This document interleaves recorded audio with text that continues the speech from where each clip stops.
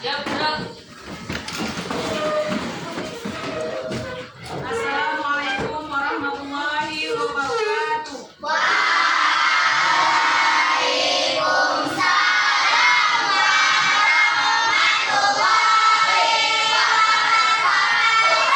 Tidak gerak. Apa kabar anak-anak ibu semua?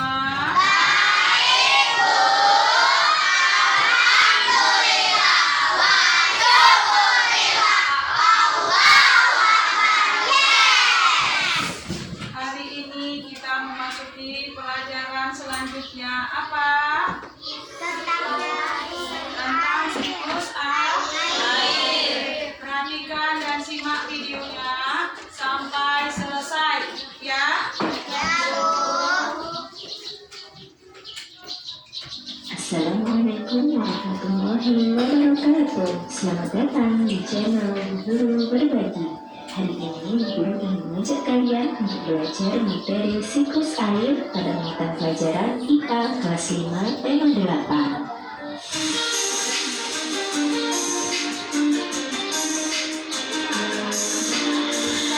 Siklus air atau siklus hidrologi adalah sirkulasi atau perputaran air secara terus-menerus dari bumi ke atmosfer lalu kembali ke bumi. Karena prosesnya yang memutar dan berlangsung terus-menerus, jumlah persediaan air di bumi cenderung tetap, hanya wujud dan tempatnya yang berubah. Lihat.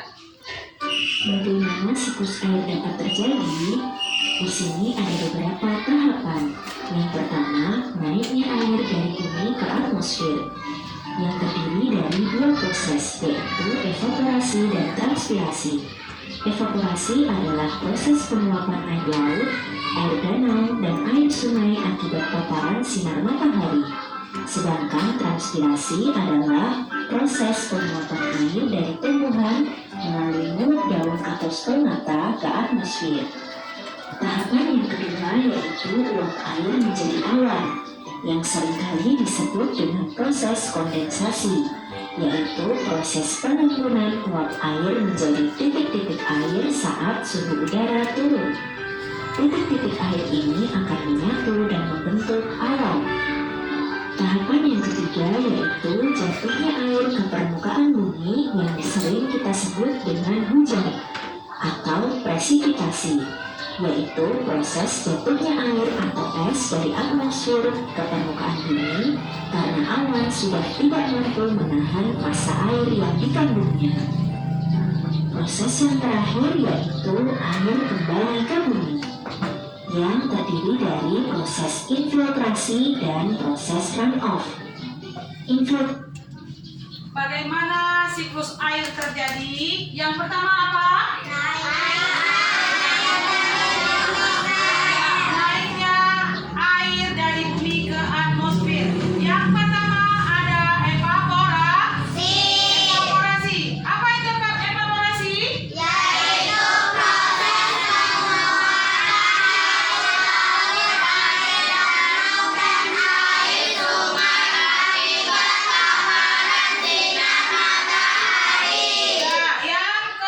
B apa? Transpirasi, yaitu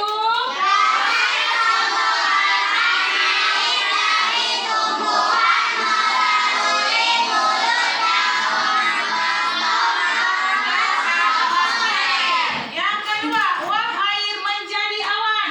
Mana uap air menjadi awan? Yang pertama apa? Kondensasi. Kondensasi, apa itu kondensasi?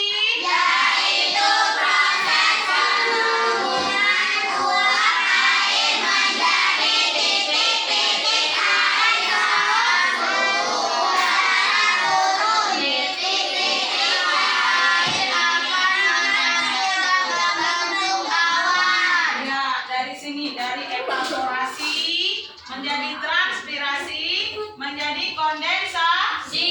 Kondensasi selanjutnya. Yang ketiga, jatuhnya Ya, ini dia. Jatuhlah titik-titik air tadi. Apa namanya?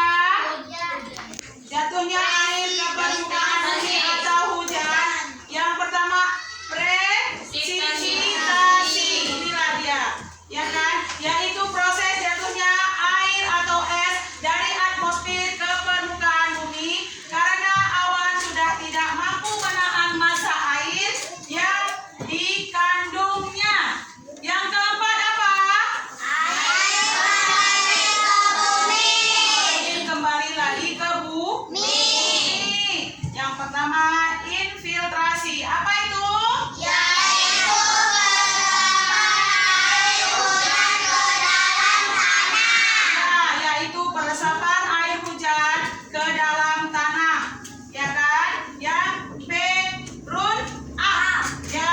Run up yaitu air hujan yang menjadi air permukaan dan mengalir ke tempat yang lebih rendah atau tergenang dalam bentuk sungai, danau, waduk, dan rawa. Perhatikan lagi videonya. Trasi adalah peresapan air hujan ke dalam tanah, sedangkan runoff yaitu air hujan yang menjadi air permukaan dan mengalir ke tempat lebih rendah atau tergenang dalam bentuk sungai, danau, waduk, dan rawa. Tahukah kalian bahwa siklus air menghasilkan air bersih? Begini penjelasannya. Pada siklus air, ada proses penguapan air dari permukaan bumi. Kemudian pada penguapan air itu, kotoran pada air akan tertinggal atau tidak ikut menguap. Uap air yang naik dan membentuk awan merupakan uap air yang bersih. Maka saat awan menjadi mendung lalu turun menjadi hujan, air yang turun juga merupakan air bersih. Air hujan yang jatuh ke bumi sebagian akan diserap oleh tanah menjadi air tanah, dan sebagian lagi akan terus mengalir menjadi air permukaan. Berikut ini adalah perbedaan antara air tanah dan air permukaan. Air tanah yaitu air yang terserap masuk ke dalam lapisan tanah dan mengalir di bawah permukaan tanah. Air tanah bersifat lebih jernih dan bersih karena sudah tersaring oleh lapisan tanah dan akar tumbuhan. Air tanah biasa dimanfaatkan manusia untuk membuat sumur atau mata air. Sedangkan air permukaan yaitu air yang tidak terserap oleh tanah dan mengalir di atas permukaan tanah menuju ke tempat yang lebih rendah, seperti sungai, danau, dan laut. Air permukaan lebih kotor karena mengandung lumpur dan benda-benda lain yang terbawa aliran air di permukaan tanah. Ternyata ada kegiatan-kegiatan manusia yang dapat memengaruhi siklus air. Yang pertama adalah penebangan hutan secara berlebihan dapat mengakibatkan tanah kering dan tandus, sehingga air hujan tidak dapat terserap dengan baik di dalam tanah. Yang kedua yaitu pembukaan lahan untuk pertanian, perumahan atau industri dengan cara membakar hutan dapat mengurangi kemampuan tanah dalam menyimpan air. Dan yang ketiga adalah pembangunan jalan aspal dan beton yang mengakibatkan berkurangnya daerah resapan air. Ya, kegiatan manusia yang mempengaruhi siklus air. Yang pertama, penebangan hutan secara berlebihan yang mengakibatkan tanah kering dan tandus. Jadi tolong dijaga alam. Kemudian pembukaan lahan untuk pertanian, perumahan, atau industri dengan cara membakar hutan sehingga dapat mengurangi kemampuan tanah dalam menyimpan air. Yang ketiga, pembangunan jalan aspal dan beton yang mengakibatkan berkurangnya daerah resapan air. Ternyata aspal dan beton mengakibatkan berkurangnya air di daerah resapan air ini, ya kan? Berarti air tidak masuk ke dalam tanah karena adanya aspal dan beton. Yang selanjutnya ya. Kegiatan-kegiatan manusia ini termasuk kegiatan negatif yang dapat menyebabkan bencana alam seperti tanah longsor dan juga banjir yang tentu saja merugikan manusia. Oleh karena itu, kita harus menjaga hutan dan juga daerah resapan air supaya siklus air dapat berjalan lancar dan juga berguna bagi kehidupan kita. Sekian penjelasan dari Bu Guru berbagi. Terima kasih telah menonton video ini dengan baik.